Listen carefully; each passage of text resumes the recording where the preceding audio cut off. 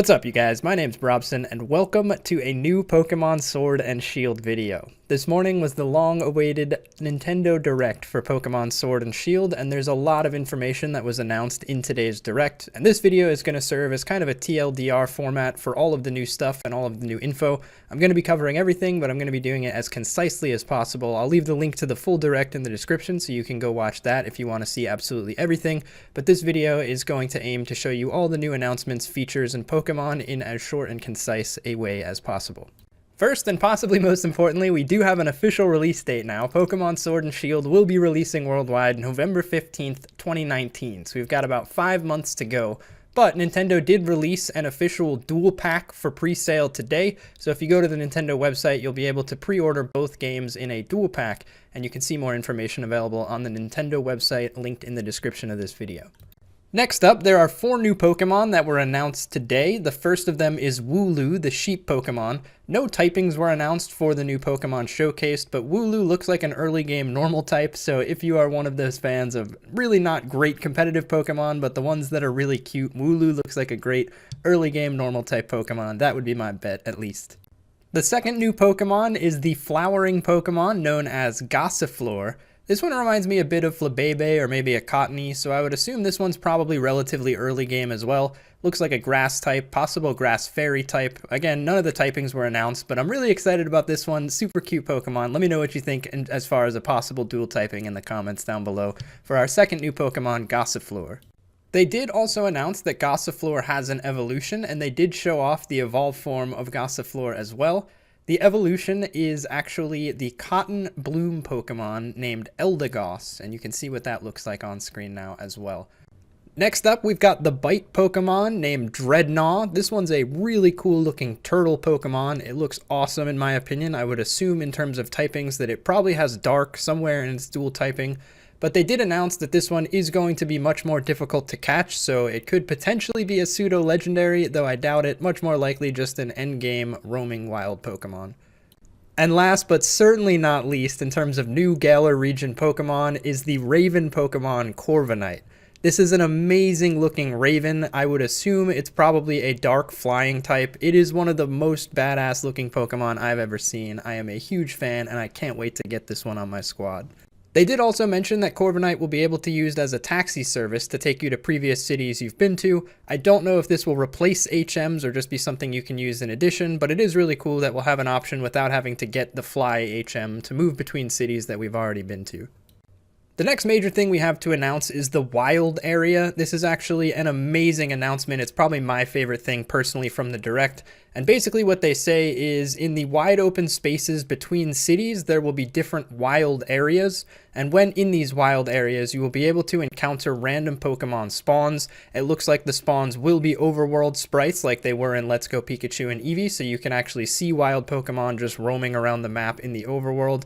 And also they mentioned that for the first time ever, you'll have complete control over your player's camera, so you'll be able to rotate a 360-degree radius through the camera while in the wild area, looking for different Pokemon spawns. Additionally, these areas will have different spawns during day and night cycles, and there will also be random weather cycles that go on in the wild areas, so you will have to check back during different weather cycles to be able to encounter all the different Pokemon that can spawn in those zones. They also hinted at possible multiplayer while roaming around these, so maybe you'll be able to hang out with friends in the wild areas, although that hasn't been officially announced yet. It is definitely something I hope comes in, because being able to stream and just hang out with friends while roaming around, hunting shinies and catching Pokemon and just exploring sounds like an amazing thing and an amazing way to spend time. So wild areas definitely got me on the hype train for this game, if nothing else from this video. Let me know what you think down in the comments section below. The next feature announced is Dynamaxing, and Dynamaxing is basically Gen 8's version of Mega Evolutions or Z moves, and effectively each Pokemon can Dynamax one time per battle, and when Dynamaxed, a Pokemon will become a giant supercharged version of itself, and all 4 of its moves will be turned into much more powerful max moves. Dynamaxing will only last 3 turns and can only be used once per battle, but when you Dynamax your Pokemon, it will basically be a super powerful, supercharged version of itself for 3 turns only. Next up, we have max raid battling. It is worth noting that the fine print states we may need to purchase an accessory to access multiplayer mode, so these raids may not be accessible for just the base cost of the game. We may have to purchase an additional accessory to access them, but effectively, max raid battles are a 4-man encounter where you and 3 friends will work together to fight a permanently Dynamaxed raid boss. As I just mentioned, when you normally Dynamax a Pokemon, it only lasts 3 turns, but the raid bosses will be permanently Dynamaxed until the end of the encounter, and after you've weakened the Pokemon enough, all 4 members of the raid battle will have a chance to catch the Dynamaxed Pokemon.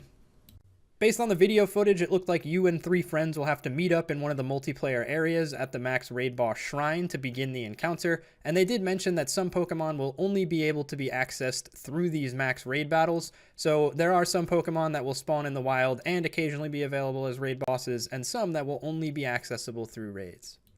Gym battles will also be returning for Gen 8. I know a lot of people were unhappy with the way that the trials worked in Gen 7, but that was just a one-generation thing, and we are back to gym battling in Gen 8. Gym battles will take place in major Coliseum-style arenas, and there will be a massive crowd to watch you take on each gym leader.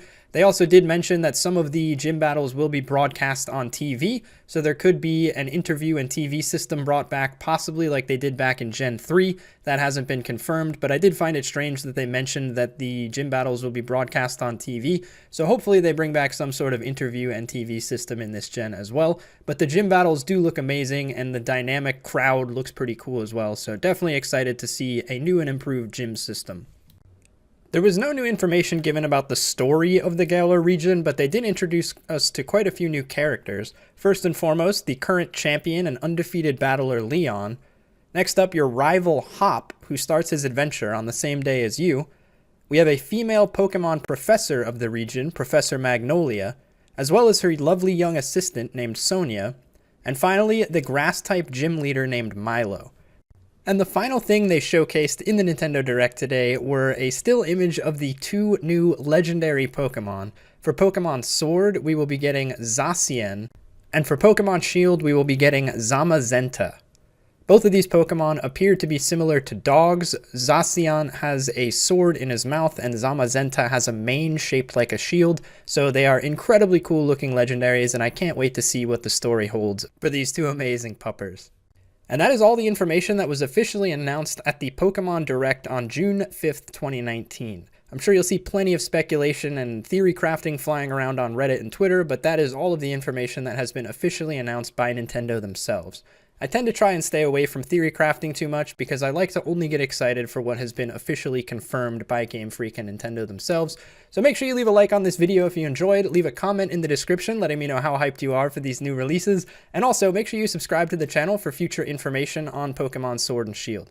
Again, I probably won't be covering any speculations or leaks. I will only be covering what is officially announced by Nintendo, but I will be uploading each time there's new information available as I'm extremely excited for these games, can't wait for their release, and I hope that I can share all the new information with you guys as it comes out. Thanks again for watching. Hopefully you've all subscribed and liked the video, and I will see you next time with a new one.